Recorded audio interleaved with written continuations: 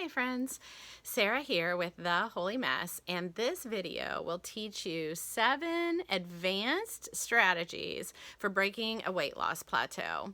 Well, I have lost 100 pounds and I have been maintaining that for about 15 years, and that's been an absolutely thrilling journey that God has brought me on as I have lost that weight and learned how to maintain and keep that weight off.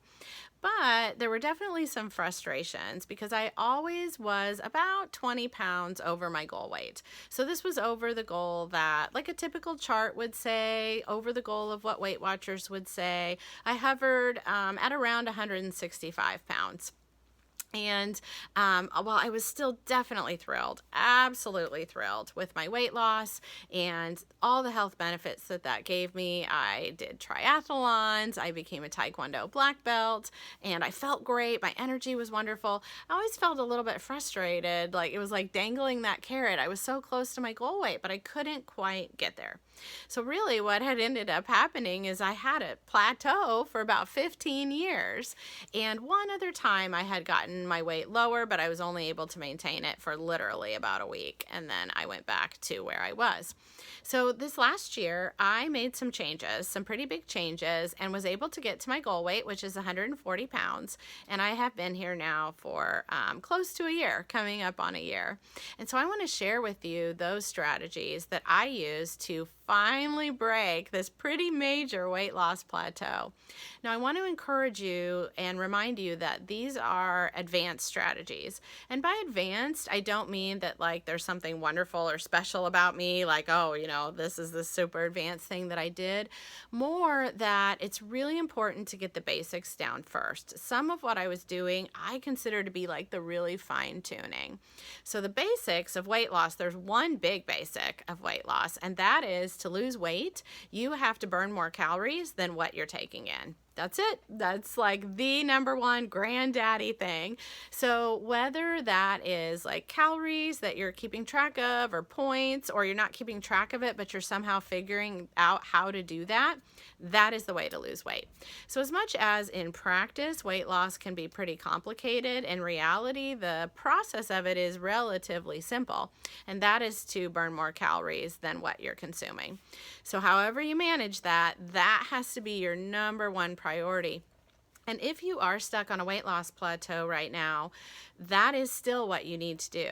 Sometimes we get different advice like, well, maybe you're not eating enough and your metabolism's gone too low and you need to go lower. When you look at the research, that's not really what it's saying. What the research shows us is that people do need to eat fewer calories in order to lose weight. And that continues to be true no matter where you are in the process.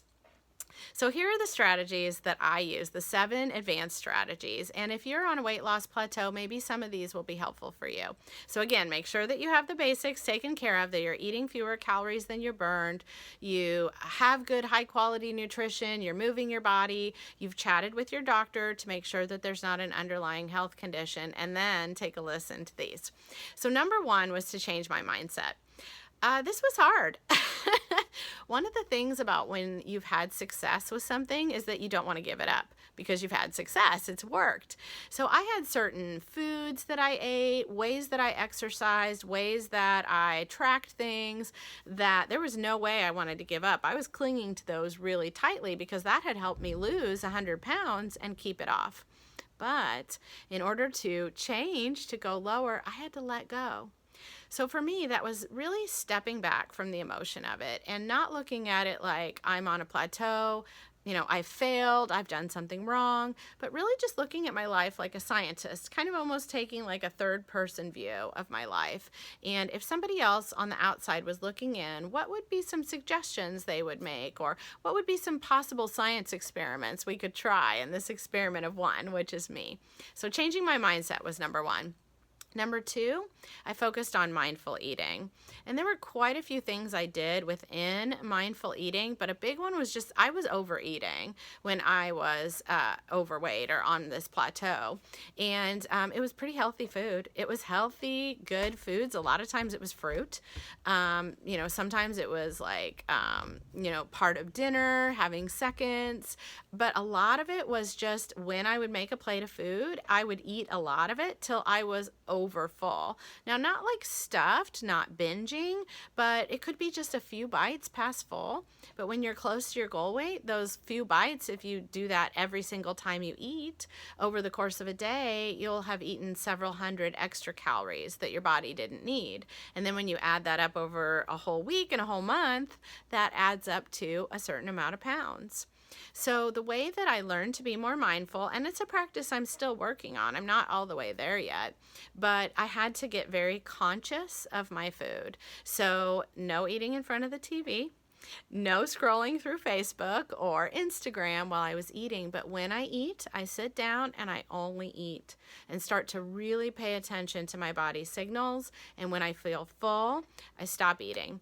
And sometimes even if I only have 1 or 2 bites left, I will wrap it up and save it for later. You could throw it away too, but I have some issues with throwing away food. And so wrapping it up made it easier for me. I got these little Rubbermaid containers, just little, lunch things. And there was something about that helped me that I could save those extra few bites if I wanted. Number 3 is that I gave up artificial sweetener, including Diet Pop. I know, oh yeah, right, that was a really tough one for me because the whole time I was losing 100 pounds, pretty much my whole life, I've drank diet soda. So that was very difficult, and I was sure that that would not make a difference because I've been doing it this whole time.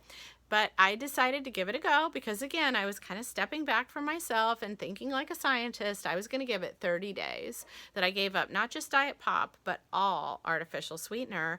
And within a few days, I lost about 9 pounds. And I have another link that I can share with you that goes into that in more detail. Number 4, I started weighing myself daily. Now, I used to be really opposed to this because I thought that it was obsessive. It was obsession. Nobody needs to weigh themselves every day. Plus, your weight goes up and down. So how can you, pay any attention? But what I realized is that when I only weighed myself once a week, first of all, it doesn't give you that much data. Over the course of a whole entire month, you only have 4 weigh-ins. And I also realized that it was so easy to trick myself into thinking different things about that weight. So I've got one weight that I'm looking at all 7 days, and it's like, well, is that on its way up? Is it on its way down? Is it because I ate soy sauce the night before? Is it because of PMS? What does that weight really mean? But when I took my weight every single day, it really took the emotion out of it. I had tons more data, and I was able to see trends. So now when I see my weight continue to go up 3 days in a row, I know that I need to make some kind of change. Something's going on, even if it's soy sauce, even if it's PMS, whatever, I still take that seriously. I don't write it off as like no big deal. I say, wow, 3 days in a row of continuing to go up, I need to look at this and develop some kind of strategy. Number 5 of the advanced strategies that I did to get to my goal weight, and that is that I lowered my carbs.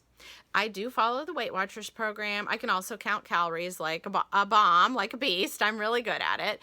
But overall, I just really like the Weight Watchers program, and counting points works for me. So Weight Watchers does not recommend lowering carbs. In fact, their new program, if you follow the purple plan, a lot of the carbs are free.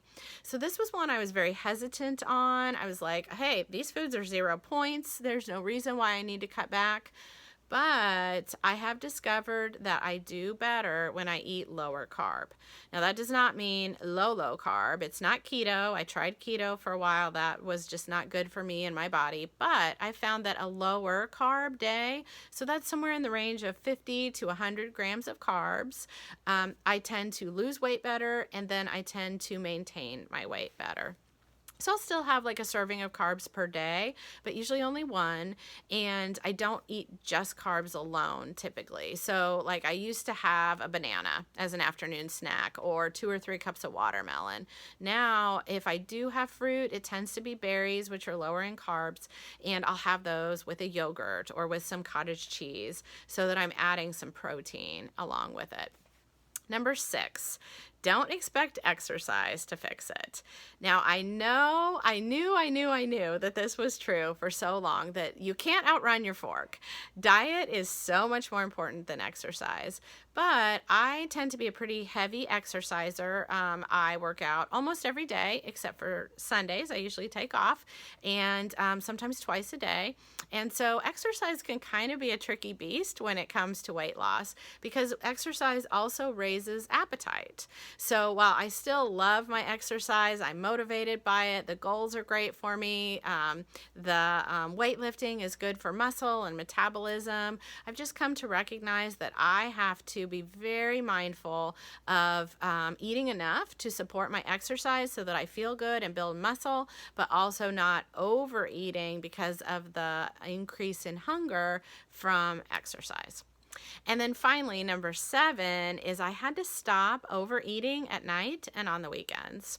So a huge pattern for me is that I would undereat during the day, and I wouldn't have called it undereating at the time. I was more just saving my points or saving my calories. So I might try to eat just 1 or 2 points for breakfast, which is a couple hundred calories, and then a light lunch, which might be 4 or 5 points, which might be like 300 calories. But then what ended up happening is I was trying to save my points for dinner and bedtime snacks, but I ended up way overshooting it and way overeating because I was so hungry. By mid-afternoon, I was ready to gnaw somebody's arm off, along with the chips, the popcorn, the cookies, the leftovers, the peanut butter out of the pantry on a spoon, all of those things. So I've started to shift my calories or points so that it's much more moderate throughout the day. So a way that you can do this is to take your points or calories allotment for the day and divide it by 4. And so one of those sections will be your breakfast, one will be your lunch, one will be your dinner, and then the last one you divide out into any snacks that you have. So it makes a much more moderate day. And then the same is true of the week. I would be a good Weight Watchers person throughout the week where I'm eating great, I'm following my plan, and then come the weekend, all bets are off. We go to get the pizza on Friday night, and then on Saturday we're running errands and I'm grabbing fast food or this or that, and then it's Sunday and we want to have a big family meal, and I'm overeating on the weekends. It's a very common practice that a lot of people struggle with. And granted, as I had lost weight, I had made that more moderate so that my splurges were smaller, but they were still overshooting my calories.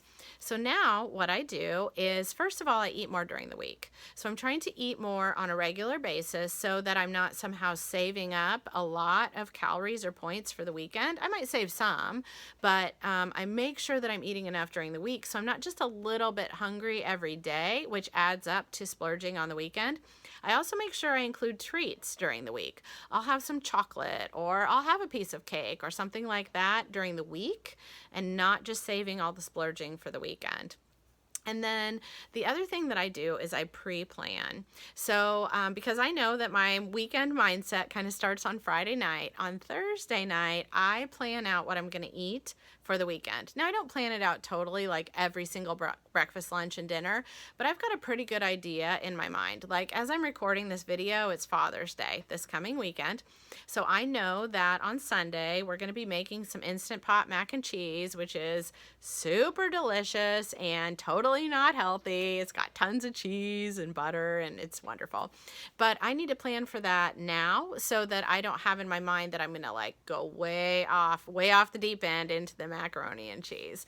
And I think we might get donuts on Saturday. So I'm going to plan that now into my program, where it's not just like, oh, there's donuts. Now what am I going to do? I guess I'm going to have one. I'm going to plan for it now. The other thing I'm going to do that might seem kind of backwards, but if I know I've got some treats coming up in the weekend, I'll have some now. I'll have some, I'll have a piece, like I said, a piece of chocolate now, or I'll splurge on a little something, because it just helps my mindset to know that treats are always available. So instead of no treats, no treats, no treats, treats, and then I'm eating like 6 donuts, instead, I'll have some chocolate, not a lot, maybe a couple little Reese's, Hershey Kisses or Reese's peanut butter cups. It might be like 2 or it might be 4 depending on my points for the day, or some other treat, so that I don't feel like I have to save it all up for the weekend. And then I've got that planned. So I have planned into my points that I can have those treats and still be moderate with my points or calories throughout the rest of the days. Okay, so there you have it. Those are the things I did to break a 15-year plateau and get to my goal weight. It was change my mindset. It was focus on mindful eating, giving up artificial sweetener, weighing myself daily, lowering my carbs, not expecting my exercise to fix it, and stopping night eating and overeating. I hope those are helpful for you. If you are on a plateau, feel free to leave a comment below and I'll be glad to help you as much as I can. I'm not a doctor or a nutritionist. I'm just sharing with you as someone who is along the journey with you, and we are in this together. I'm Sarah with the Holy Mess and Faithful Finish Lines. Thanks so much for watching. Bye-bye.